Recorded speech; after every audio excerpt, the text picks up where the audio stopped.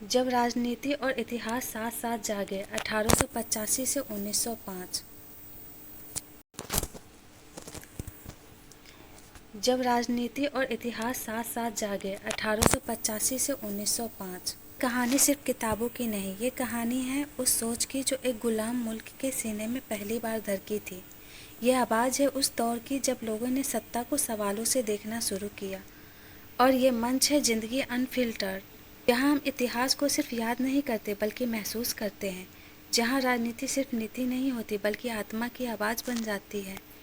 स्वागत है आपका एक नए एपिसोड में, जहाँ हम लेकर आए हैं एक अनोखी कहानी जब राजनीति और इतिहास ने एक साथ करवट ली।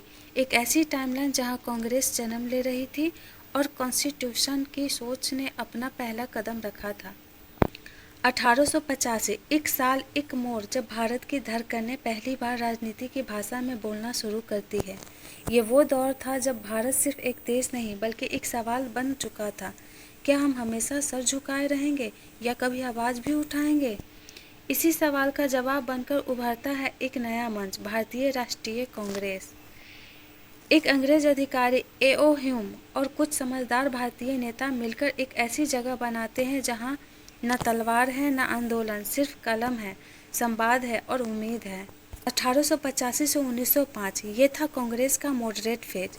दादा भाई नौरोजी, गोपाल कृष्णा गोखले और सुरेंद्रनाथ बनर्जी जैसे लोगों ने शांति से, मर्यादा से और संविधान के माध्यम से अपनी बात रखनी शुरू की। इनका रास्ता था विनती पत्र देना, ब्रिटिश सरकार से सुधार की मांग करना और न्याय की बात करना। इसी वक्त पॉलिटिकल साइंस की दुनिया में भी नए कॉन्सेप्ट उभर रहे थे, लिबरलिज्म, रूल ऑफ लॉ और कॉन्स्टिट्यूशनल पॉलिटिक्स। कांग्रेस की मुख्य मांगें थी, भारतीयों को सरकारी नौकरियां में स्थान मिले, कानून सबके लिए बराबर हो और भारत का धन भारत में ही खर्च हो। दादा भाई नौरोजी ने जब ड्रेन ऑफ वेल्थ का सिद्धांत दिया तो वो केवल एक आर्थिक ज्ञान नहीं था, वो भारत की लूट का जीवंत दर्पण था। ये नेता अंग्रेजों से नफरत नहीं करते थे, वो चाहते थे कि भारत को भी एक इंसान की तरह देखा जाए।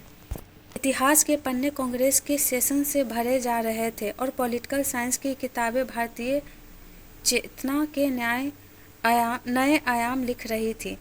भारत अब सिर्फ एक गुलाम राष्ट्र नहीं था, वो सोचने लगा था, और जब कोई सोचता है वो जरूर बदलता है। 1885 से 1905 तक के 20 साल सिर्फ समय नहीं थे, ये थे एक क्रांति की शुरुआत, एक ऐसी शुरुआत जो कह रही थी हम तैयार हैं। अगर आपको ये कहानी पसंद आए तो इसे लाइक, शेयर और सब्सक्राइब करें जिंदगी अनफिल्टर्ड पर। अगले एपिसोड में देखिए जब मॉडरेट लीडर्स के सपने टूटे और बंगाल के बनते बिगड़ने ने एक नए युग की नींव रखी। एक्सट्रीम फेज 1905 से 1919। And thank you.